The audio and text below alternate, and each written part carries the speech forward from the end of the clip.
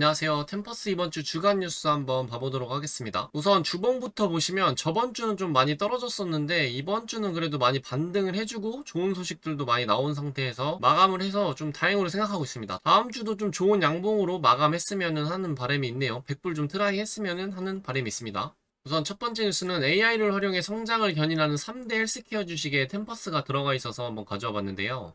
우선 여기서 다루고 있는 3대 헬스케어 주식에는 힘스도 있고요. 힘스에 투자하시는 분들도 꽤 많죠. 이것도 지금 공매도가 거의 30%대인가 쌓여 있어서 좀 쇼커버를 노려볼 수 있을 만한 기대를 하고 있는 걸로 알고 있습니다. 주주분들은. 그래서 밈 주식 성격도 살짝 있어서 변동성이 좀 큰 포인트가 있고요. 이런 헬스케어에서 좀 각광받는 것 중에 이게 좀 유일하게 흑자이면서 재무가 괜찮은 기업이죠. 힘스는. 근데 좀 내부적으로 제가 좀 걸리는 부분들이 있어서 저는 힘스에 투자는 하고 있지 않습니다. 주변에서 투자하시는 분들이 꽤 많아서 그래도 알고 있는 주식이에요. 힘스에서 하는 AI 활용은 환자 문제 분류하고 알림 자동화, 처방 리필 간소화 등 행정 효율화가 있습니다. 이것도 지금 연간 상승률이 121% 상승이라고 해요. 최근 한 달간 29% 상승. 좀 많이 내려오는 것 같더니 다시 좀 반등을 했던 것 같더라고요. 고점 대비는 지금 21% 하락해 있는 와중입니다. 두 번째로는 템퍼스가 들어가 있고 비즈니스는 뭐 다들 아시는 정밀의학과 종양학 데이터 플랫폼입니다.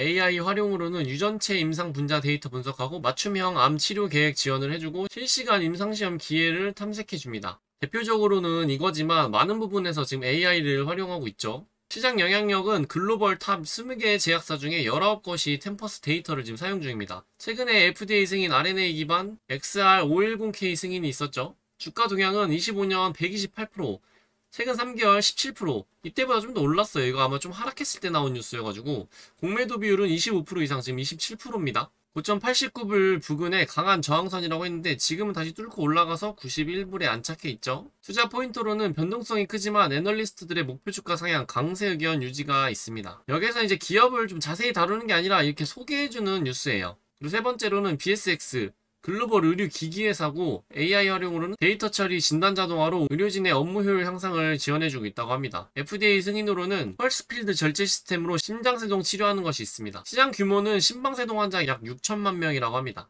주가 동향은 25년 약 17% 상승했고 S&P 수준으로 상승했어요. 이 1년에 약 17% 상승하는 것도 되게 쉬운 일이 아니거든요. 근데 요즘에는 너무 막 상승이 많으니까 이게 조금 우스워 보이죠. 이럴 때 이제 좀 조심해야 되기도 합니다. 좀 이렇게 S&P 수익률이 우스워지고 워렌 버핏이 좀 우스워질 때쯤 좀 시장에 위기가 오곤 했었어요. 근데 이게 언제 올지는 아무도 모르니까 이게 잘 이렇게 해야 되긴 합니다. 투자 포인트로는 일부 애널리스트 목표가 시장 컨센서스보다 높음이 있습니다. 저 세 기업 모두 공통적으로 AI를 통한 의료 효율 성과 개선이 성장 동력을 해주고 있습니다. 이제 다음 소식은 내부자 매도에 관련된 겁니다. 다시 이제 에릭입니다. 에릭의 내부자 매도가 있었어요. 꽤 많다면 많고 적으면 적은 건데 33만 2,500주 정도를 판매했습니다. 판매는 9월 25일에 매도됐고요. 이거는 뭐 그냥 시세를 보고 막 이렇게 하다가 판 게 아니고 시장을 보고 판 게 아니고요. 계획된 매도입니다. 한창 막 하락할 때 이제 얘도 팔아가지고 이게 하락세를 좀 더 보태준 그런 꼴이 돼버렸어요. 이때 뭐 캐시우드도 팔아가지고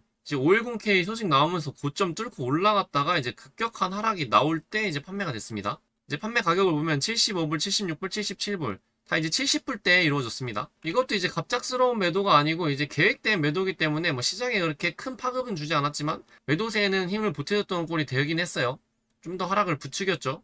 이제 어떤 물량이 나오는지 때는 몰랐지만 이제 이게 같이 나오고 있었던 거죠. 그리고 9월 28일 대비 기간 보유량도 좀 감소한 걸로 좀 확인했거든요. 이건 그래서 뭐 캐시우드 건지 누구 건지는 잘 모르겠는데 소량 감소했다고 합니다. 그렇게 뭐 큰 건 아닌 것 같은데 그래도 알고 있으면 좋은 소식이죠. 다음 뉴스는 템퍼스의 자회사인 엠브리 제네틱스의 유방 밀도를 통합한 업그레이드된 TC 점수평가 방식을 도입한 향상된 EHR 통합 유방암 위험평가 솔루션 발표라는 뉴스입니다. 우선 발표 주체는 엠브리 제네틱스 템퍼스 AI의 완전 자회사입니다. 이거 인수한 거 모두들 알고 계시죠? 다음에 케어 프로그램인데 암 위험 평가 및 유전자 검사 워크플로우를 디지털화한 플랫폼이에요. 이번 업그레이드의 핵심은 유방밀도 정보를 TC 유방암 위험 점수에 직접 통합한 건데 이제 유방밀도가 뭔지 좀 자세히 보면 유방은 지방 조직과 유선 섬유 조직으로 구성되어 있는데 유방밀도는 지방 대비 섬유 유선 조직의 비율입니다. 밀도가 높으면 유방암 발생 위험이 더 높다고 합니다. 보통 위험 대비 2배에서 4배라고 합니다. 또 밀도가 높을수록 엑스레이 유방 촬영에서 암 발견이 어려워진다고 합니다.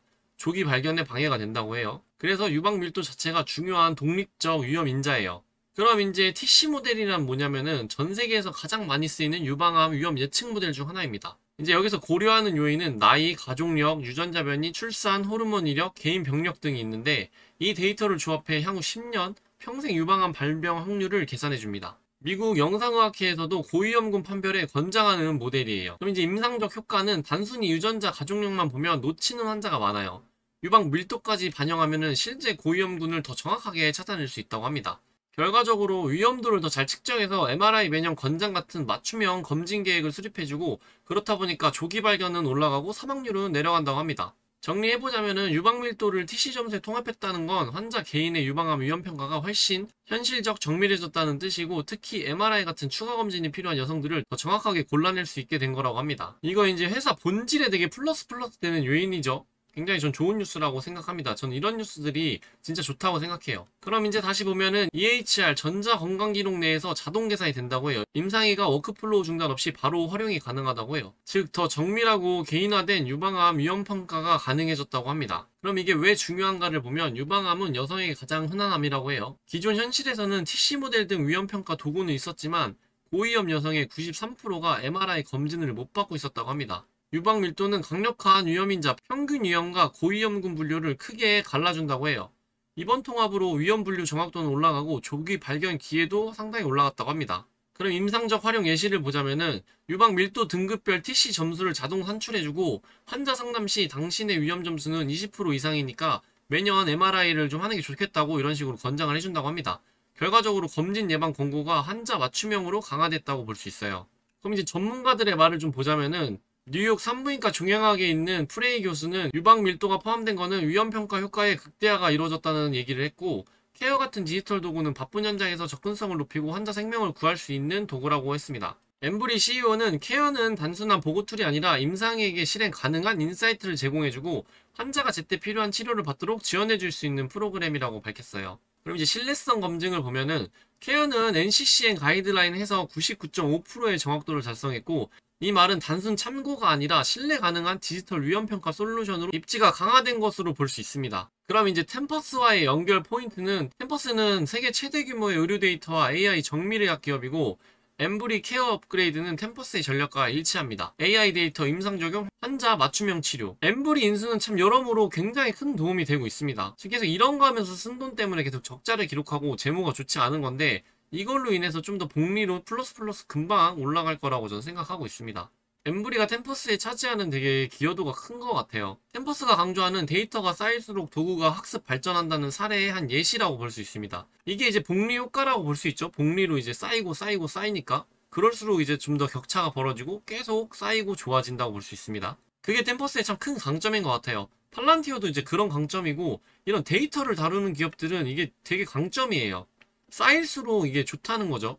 따라오기 힘들고 진입장벽도 계속 높아지고 있다는 소리예요. 엠브리 케어는 이제 유방 밀도까지 반영한 TC 점수를 EHR 내에 자동화하여 임상의가 환자와 상담할 때 즉시 정밀하고 실행 가능한 유방암 위험 평가를 할 수 있게 됐습니다. 이건 이제 조기 발견, 맞춤 검진, 예방적 치료까지 연결되는 실질적 임상 혁신이라고 볼 수 있습니다. 매출에도 기여해주겠죠? 이제 다음 소식으로는 루프캐피탈에서 템퍼스의 목표가 100불이 나왔습니다. 이게 처음으로 나온 100불이에요. 이제 가장 높은 목표 주가라고 볼 수 있습니다. 근데 아쉽게도 이 소식 나오고서는 이제 금요일 날 좀 하락을 했어요. 그때 뭐 장이 갑자기 출렁거리면서 제가 볼 때 공매도들이 또 그때 한번 친 것 같더라고요. 그 전날보다 100만 주 정도가 또 공매도에 활용됐더라고요. 애들도 지금 살라고 발버둥 치고 있을 거예요. 이제 셧다운 때 한번 빠져나올 수 있나 했는데 못 나와서 아마 얘네도 좀 발등에 불이 떨어지지 않았나 싶습니다. 숏 비율은 아직도 27.44%입니다. 이거는 이제 사이트마다 좀씩 다르거든요. 그래서 27% 정도가 가장 맞다고 보는데, 뭐 이제 저는 이걸로 추적하고 있습니다. 이게 실시간으로는 모르고요. 그 다음날 지난 다음에서 이제 나오는 거예요. 이게 유료 버전으로 하면 좀 더 정확한 걸로 알고 있습니다. 그래서 돈 내고 쓰는 데도 있고 무료로 해주는 데도 여러 군데가 있는데, 전 이쪽 기준과 이제 오선님이라고 항상 챙겨보는 유튜버가 있는데 그분 거를 좀 같이 참고해서 보고, 뭐 다른 것도 다 봅니다. 보면서 참고하는데 26%대를 좀 얘기해주고 있는 것도 있어가지고 조금씩 이 합산마다 다를 수 있어요. 이제 다음 뉴스로는 포춘지에서 나온 25년 미래기업 50개 이제 템퍼스가 당당하게 들어갔습니다. 여기에 뭐 많이 아이온큐도 있고 오픈AI도 있고 있죠. 웨이브도 있고.